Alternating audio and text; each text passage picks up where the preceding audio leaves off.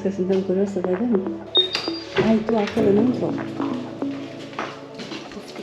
Am venit în Norvegia și mi-am dorit să-mi fac clinica mea, să încep să fac lucrurile exact cum îmi plac mie. Marea majoritate mi-au spus, dar ce-ți veni să te apuci de școală să termini școala la 60 de ani? Să experimentezi este un lucru extraordinar. Nu te lăsa, nu crede niciodată că ești prea în vârstă sau că alții sunt mai buni ca tine. Bună, Nicoleta! Bună, Angela! Mulțumim că ne-ai primit în atelierul tău de creație și suntem foarte curioși să aflăm cine este Nicoleta. Ne poți spune câteva cuvinte despre tine? Da, bineînțeles. Nicoleta. Nicoleta este, sau sunt mai exact, o persoană care a aterizat în acest lăcaș din Fornebu acum 28 de ani. Și, ironic, viața m-a adus înapoi aici, că acum 6 ani chiar ne-am mutat în această zonă. Și datorită acestui lucru am depistat această școală care, dintr-o dată, mi s-au reaprins visele din tinerețe, care nu le-am putut satisface la timpul respectiv, pentru că știți foarte bine că în România anilor 80 era foarte dificil din punct de vedere economic și meseria mea a luat o altă direcție, dar tot pentru faptul că mi-au plăcut foarte mult lucrurile manuale, am devenit electrician. Am făcut școala de electrician, însă acest lucru nu l-am putut face mai mult de 11 ani. Am simțit că nu mă regăsesc în meseria respectivă. Am început artă de design, croitorie și design. Am lucrat câțiva ani în atelierul meu propriu în România, după care am venit în Norvegia și în Norvegia, după câteva meserii necalificate, pentru că toată lumea începe în acest stil, mi-am dorit să continui, să fac o școală care mi-ar fi permis la timpul respectiv, datorită faptului că am venit la o vârstă nu foarte tânără, am primit un loc la o școală unde mi-am putut face cariera de podologist. Mi-am dorit să-mi fac clinica mea, să am locul meu de muncă unde să fiu propriul meu șef. Și se pare că chiar am reușit aproape 19 ani. În acest timp am avut un copil care a crescut, a făcut 40 de ani, am 2 nepoți și după ce vă mulțumesc, am reușit să particip la creșterea lor și am fost foarte ocupată cu aceasta. Și arta, ca să spun exact, o făceam ca un hobby în timpul liber, când mi se părea mie că totuși e acolo sămânța artei, care nu mi-a dat pace foarte mulți ani. Așa. Arta se naște în noi de foarte timpuriu, ca să spun mai exact. Și asta cred că toți o avem, însă probabil nu foarte multă lume are curaj să o dezvolte. Iar la mine s-a manifestat în toate meseriile pe care le-am avut, datorită faptului că mi-au plăcut lucrurile manuale și să confecționez, mi-a plăcut foarte mult design-ul, croitoria și la un moment dat chiar îmi doream să fac acest lucru, însă aveam sentimentul că mă plafonez, pentru că venind într-o țară unde îți trebuiesc dovezi că ai studiat pe această temă, mi se părea foarte dificil. Și am zis că totuși în Norvegia oamenii nu preferă lucrurile făcute manual. Deci sunt brandurile care le poți cumpăra oriunde și la prețuri reduse, iar în croitorie începuse să se plafoneze la un nivel de reparații. Eu mi-am dorit totuși culorile pentru mine, formele, vroiam să le dau o viață în altă formă. Și pictura a fost una dintre cele care la un moment dat m-am oprit când eram în anul studenției și am zis că poate că e timpul să încep. E foarte greu în momentul în care tu depinzi de o meserie care îți aduce bani, e foarte greu să te decizi și să iei acea decizie, ok, acum încep să studiez arta și să văd ce pot face cu ea pe viitor. Cum a fost pentru tine să iei această decizie? A fost dificil, însă în perioada coronei, când toată lumea a fost în stand-by, mi-am propus să combin puțin utilul cu plăcutul și am spus că ăsta probabil este un moment de respiro pentru mine, să încep să fac lucrurile exact cum îmi plac mie și să am grijă puțin de sufletul meu, să mă dezvolt spiritualitatea într-un mod creativ. Și asta m-a ajutat foarte mult în acea perioadă să expun culorile într-un plan mai amplu și visul meu a fost să încep cu arta datorită faptului că în meseria pe care o am lucrez cu oameni în vârstă care au probleme de sănătate și am zis că culorile întotdeauna înviorează, îți dă o stare care îți dă câțiva ani în plus, iar pentru mine acest hobby am zis că poate deveni mai profesional, dar mie mi-a dat posibilitatea să experimentez. Din câte am văzut, tu folosești galbenul foarte mult. E o culoare care te reprezintă. Într-adevăr, nu am realizat la început că aceasta predomină, nu am ales-o intenționat, însă mi-am dat seama că în subconștient această culoare mă urmărește datorită lanului de floarea soarelui care l-am avut în fața casei în anii copilăriei. Și pentru mine această culoare îmi dădea o notă de optimism care îmi venea să o zburt, pur și simplu. Acel lan pentru mine a fost locul de ascunzătoare în foarte multe jocuri de ale copiilor din zona unde am locuit. Și asta a reieșit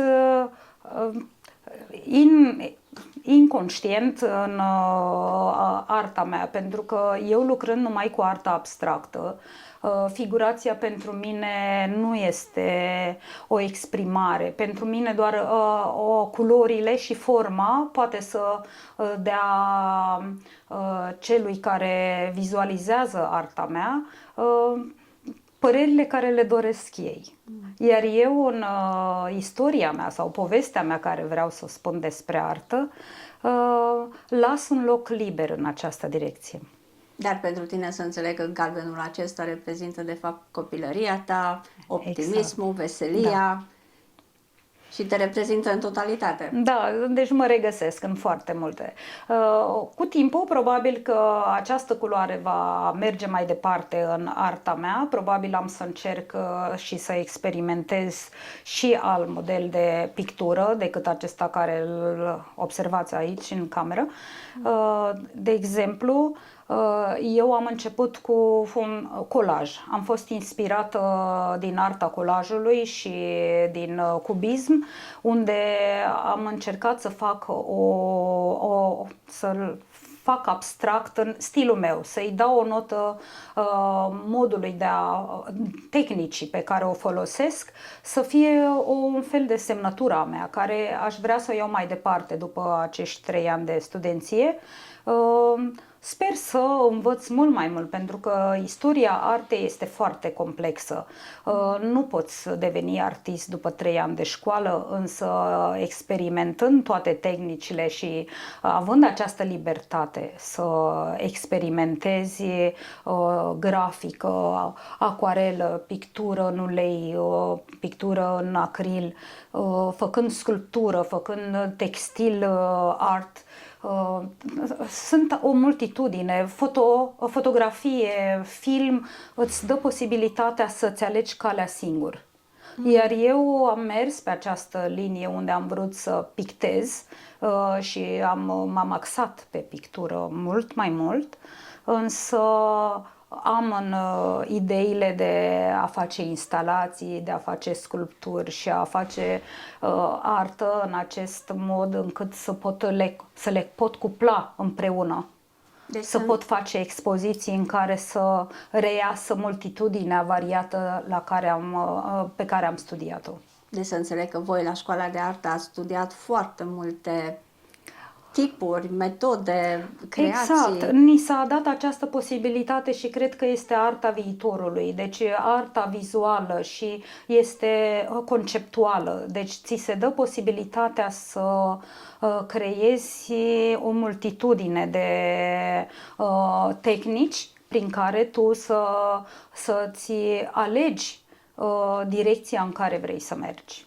Cum reușești să îmbini tu jobul pe care îl ai și care te susține, de fapt, să trăiești, cu școala, care, de fapt, necesită foarte mult efort și timp, bănuiesc?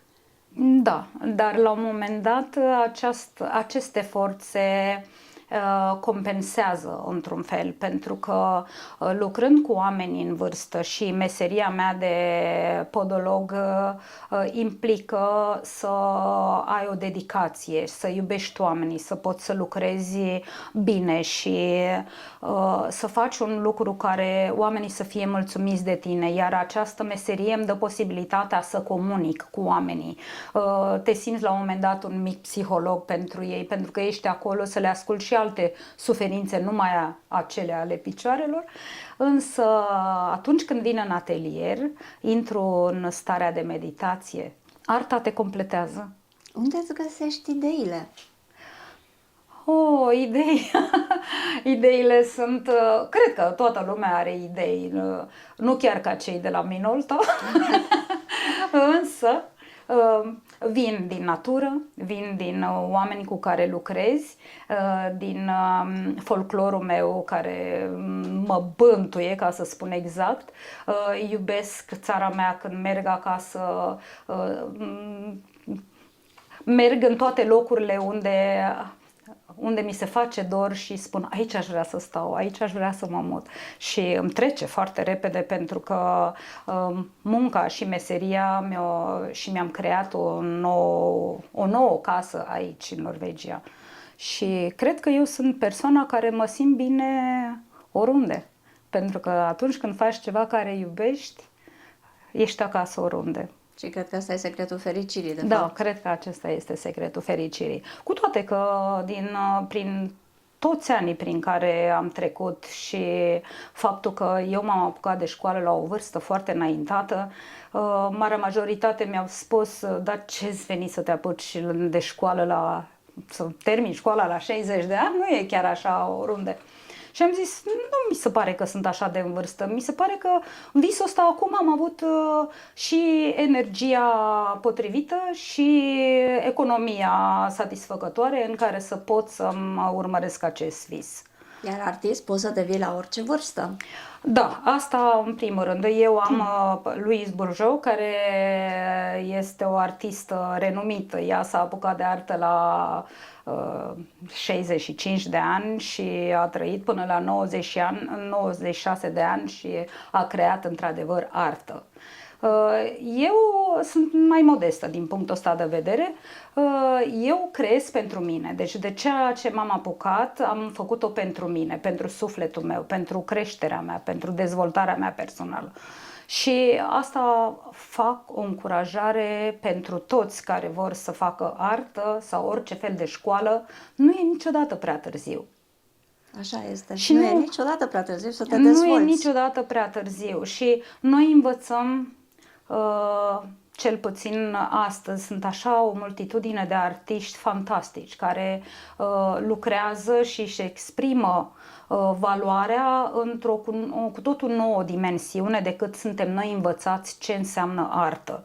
Și eu, după părerea mea, vine o generație din urmă, care sunt fantastici, sunt grozavi, care noi învățăm de la ei. Deci eu de la colegii mei mai tineri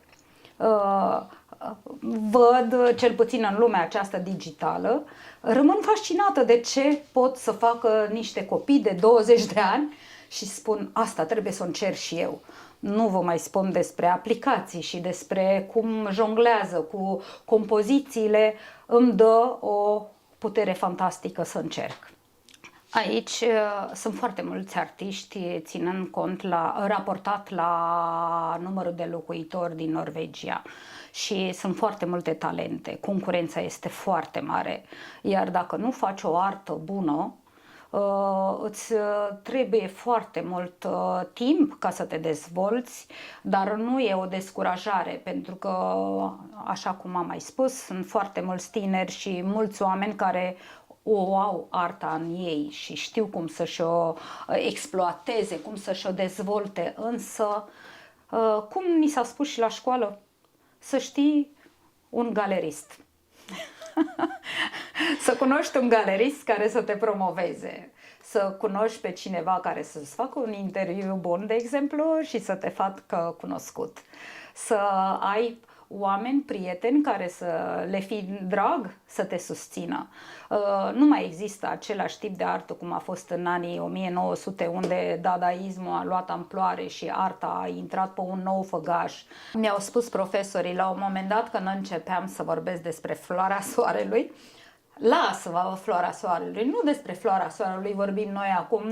În momentul când mi-am făcut artist statement, mi-au spus 2 fraze sunt suficiente pentru a te descrie. Exact, care sunt acele fraze? Trebuie să le găsești singură. Bineînțeles, ce îți place să faci? Să experimentezi culori, forme și a zis, nici nu e nevoie, pentru că în momentul când vine o galerie să te prezinți, nimeni nu o să-ți scrie ție 2-3 pagini și asta te descrie pe tine. Și i-am spus, dar asta este foarte scurtă, mi se pare foarte scurtă descrierea. N-am decât 2 fraze în tot statementul. Așa am ajuns la 2 fraze în care cineva care dorește să mă cunoască mă ghicește foarte repede. Am avut o temă la școală în care ni s-a sugerat să facem colaj și să alegem anumiți pictori care ne sugerează direcția în care vrem să mergem. Iar pentru mine Picasso a fost unul dintre cei care mi-a dat inspirație foarte mult și în grafică și în colaj, și George Braque, care la rândul lor, care au fost pionierii colajului și arta cubică. După cum vedeți, mișcarea din tablourile mele și sensibilitatea redă unele porțiuni din materiale, stofă. Cu ce am lucrat eu? Pentru că eram fascinată de arta modei înainte de a începe cu arta picturii. Am simțit că după un anumit timp tehnica mea începe să prindă contur. Și chiar m-au susținut de la școală, ăsta este stilul tău, începem să îți observăm tehnica în toate tablourile. Până când am început să diminuez din culori, să păstrez 2-3 combinații în care să fie din ce în ce mai simplu, și atunci am avut așa o experiență unde mi-am spus, începe să-mi placă. Exact ca atunci când am pictat o pictură în negru, i-am descoperit luminozitatea din acel negru la un alt nivel și am ieșit din zona mea de confort. Am ieșit din zona mea de confort efectiv și atunci mi-am dat seama că pictura nu are o graniță. Arta nu are o graniță, de fapt. Așa e. Ne-ai putea povesti în câteva cuvinte cum a fost experiența ta la școală, profesorii? Da. În 2019 m-am înscris la cursul de seară, care coincis cu începutul pandemiei și a trebuit să întrerup, pentru că cursurile început să se devină online și nu mi s-au părut atât de interesante să pot continua să pictez online, nu știu, nu m-am regăsit. Am reluat școala după 2 ani și am început cursurile de zi. Sunt niște profesori minunați, profesori de film, de foto, sunt workshop-uri, vin profesori din mai multe țări și ne fac lucrările mult mai variate. Deci școala este foarte variată, o multitudine de a alege, nu este obligatoriu absolut nimic, însă ei te încurajează. te încurajează să lucrezi și nu poți să devii un artist dacă nu experimentezi și nu lucrezi. Trebuie să lucrezi intens, să lucrezi non-stop.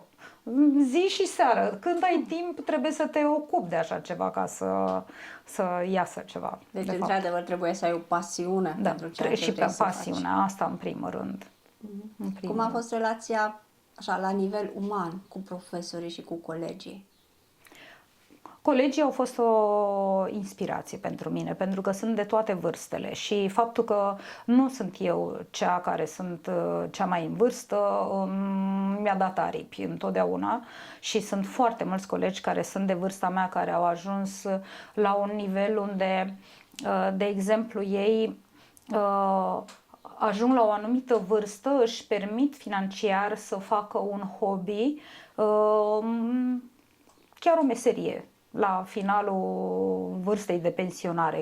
În România probabil că niciodată nu m-aș fi gândit că aș putea să-mi urmez o meserie la o vârstă înaintată. Însă relația cu profesorii, eu pot să spun că eu sunt prietenă cu toată lumea. Nu, hai să fiu mai modestă.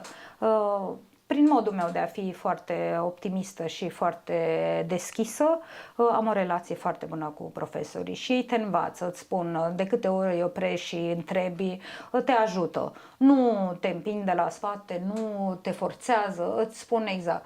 Nicoleta, aici faci foarte bine, dar eu nu sunt mulțumită niciodată. Din punctul ăsta de vedere, eu sunt cel mai periculos autocritic, ca să spun exact, pentru că tot timpul le găsesc câte un cusur. Dar de ce? Că ai făcut bine, nici să nu mai atingi. Și nu ascultă asta și a doua zi găsește toată lucrarea schimbată. Ce ai făcut aici? Păi nu mi-a plăcut. Aici nu există de a place. Deci să nu spui profesorilor cuvântul mie îmi place. Să nu spui lucrul ăsta. Arta e artă. Arta trebuie să o lucrezi, să o expui, să o practici. Deci nu faci artă pentru că îți place. Trebuie să te dedici.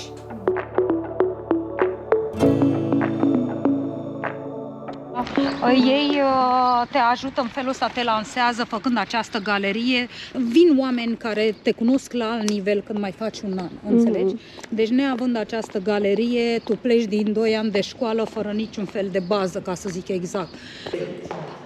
Această Afternoon Styling se numește expoziția, care are loc la sfârșitul anului 3, unde suntem 6 studenți care expunem în barul comune, unde ne pune la dispoziție sala pentru galeria pentru noi studenții grozavi de la școala de Teco. Și aici avem tablourile care le-am expus. După cum observi din stilul care vi l-am arătat din atelier, de la cel model de coloristică pe care am pornit, încerc să reduc doar la culorile care mă reprezintă pe mine. Însă tablourile care am început să le construiesc sunt într-o mărime monumentală care îți dă senzația de creștere în momentul când lucrezi la dimensiuni mai mari decât cele care le am în atelier. Îți dă posibilitatea să creezi spațiu. Sculptura cu pictura creează din start un concept și spațiu, bineînțeles, iar faptul că sunt mai înalte decât picturile arată creșterea. Deci poți să pictezi la infinit, poți să mergi până la stele. Nu chiar așa. Dar tu faci parte din sculptura aceasta. Eu fac parte, deci tot timpul în ea. Mă văd tot timpul și aceste două, care aici, de exemplu, am redat, am lăsat pictura neterminată, dar aceasta e doar o iluzie, pentru că și aici îți dă posibilitatea să creezi formele și culorile diferite, de cum îți dorești. Poți să schimbi culorile oricând, chiar și formele și lungimea, înălțimea, deci poți să creezi la infinit. Aici unde am ieșit din zona de confort a fost, cred că, una dintre cele mai dificile. am lucrat cu acril și ulei deasupra. Iar uleiul a fost absorbit foarte repede în acril, a trebuit să folosesc mai multe straturi și să-mi iasă formele geometrice și să dea adâncime tabloului. Și în felul ăsta am ieșit din zona mea de confort, pentru că negru, în ciuda faptului că mulți spun, dar de ce negru? Ai fost deprimată sau ai fost într-o stare nu chiar foarte bună? Nu, zic, negru este o culoare elegantă, îți dă noblețe, îți arată, lumina reflectă în negru într-o cu totul altă postură, pentru că atunci când expui un tablou negru, ori absorb lumina, ori reflectă lumina din el. Și asta m-a fascinat rezultatul. Și de aceea vă spun, să experimentezi este un lucru extraordinar, pentru că nelucrând nu poți să știi niciodată unde ajungi. Însă lucrând și perseverând, poți să creezi lucruri fantastice. Pot să spun sincer că totuși sistemul de școală din Norvegia este mult mai relaxant. Dacă eu aș fi avut profesorii și modelul de învățământ norvegian, cred că aș fi făcut 3 academii în România. Atât de ușor, atât de lejer și atât de mult te încurajează. Până și greșelile ți le pot ridica ca un fel de calitate. Pentru că din aceste greșeli învățăm și te susțin să mergi mai departe, nu te lăsa. Ăsta este deviza lor, nu te lăsa, nu crede niciodată că ești prea în vârstă sau că alții sunt mai buni ca tine. Deci modelul acesta pe mine m-a încurajat teribil.